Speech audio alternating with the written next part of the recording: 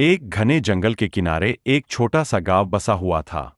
इस गांव में एक ईमानदार और मेहनती लकड़हारा रहता था, जिसका नाम रघु था। रघु की दिनचर्या हर दिन एक जैसी थी। सुबह सुबह वह अपनी कुल्हाड़ी लेकर जंगल में लकड़ियां काटने जाता और शाम तक उन्हें बेचकर अपने परिवार का गुजारा करता। जिस जंगल में रघु लकड़ी काटने जाया करता था, वह बहुत विशाल और घना था। गांव वालों का मानना था कि उस जंगल के अंदर कोई रहस्यमयी ताकत मौजूद है। कई लोगों ने दावा किया था कि उन्होंने वहां अजीबोगरीब आवाजें सुनी है। कुछ लोगों ने तो यहां तक कहा था कि जो भी जंगल के बीचों बीच गया, वह कभी वापस नहीं लौटा। लेकिन रघु इन बातों को सिर्फ कहानियां मानता था। एक दिन रघु जंगल के एक नए हिस्से में पहुंच गया, जहां उसने पहले कभी लकड़ी नहीं काटी थी। वहां उसने एक बहुत पुरानी, जंग लगी कुल्हाड़ी देखी।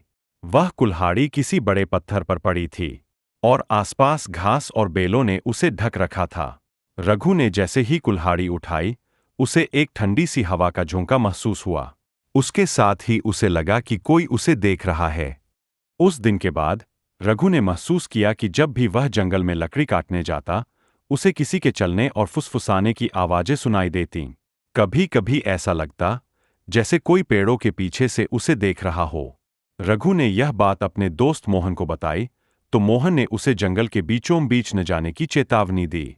एक दिन रघु ने अपनी जिज्ञासा को शांत करने का फैसला किया और जंगल के उस हिस्से में जाने का निर्णय लिया जिसे गांव वाले अंधेरा कोना कहते थे। वह अपनी कुल्हाड़ी और लालटेन लेकर वहां पहुंचा। जैसे ही वह अंधेरा कोना पार कर रहा था, उसे वहां कई टूटी हुई कुल्हाड़ियां, पुराने कपड़े और कुछ इंसानी हड्डियां दिखीं। यह देखकर उसके रोंगटे खड़े हो गए। रघु ने जैसे ही अपनी लालटेन ऊंची की, उसने देखा कि एक लंबी छाया उसकी ओर बढ़ रही है।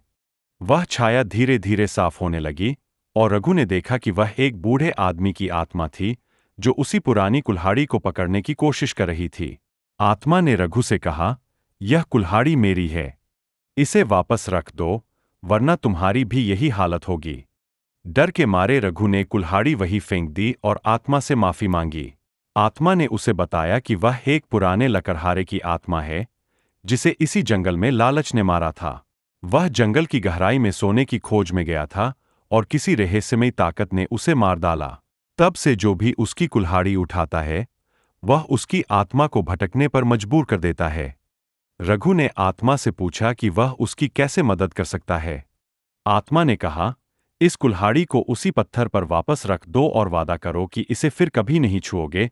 रघु ने वैसा ही किया। जैसे ही कुल्हाड़ी पत्थर पर रखी गई, आत्मा मुस्कुराई और हवा में विलीन हो गई। इस घटना के बाद रघु ने उस जंगल के गहरे हिस्से में कभी कदम नहीं रखा। उसने सीखा कि लालच और अज्ञानता कभी कभी इंसान को अंधकार में धकेल सकती है।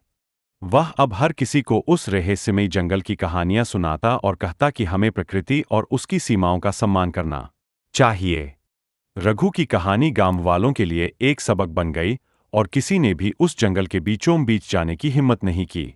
लेकिन जंगल के पेड़ों के बीच से आज भी कभी कभी किसी आत्मा की आवाज सुनाई देती है, जो इस बात का इशारा करती है कि कुछ रहस्य हमेशा गहराई में दबे रहते हैं।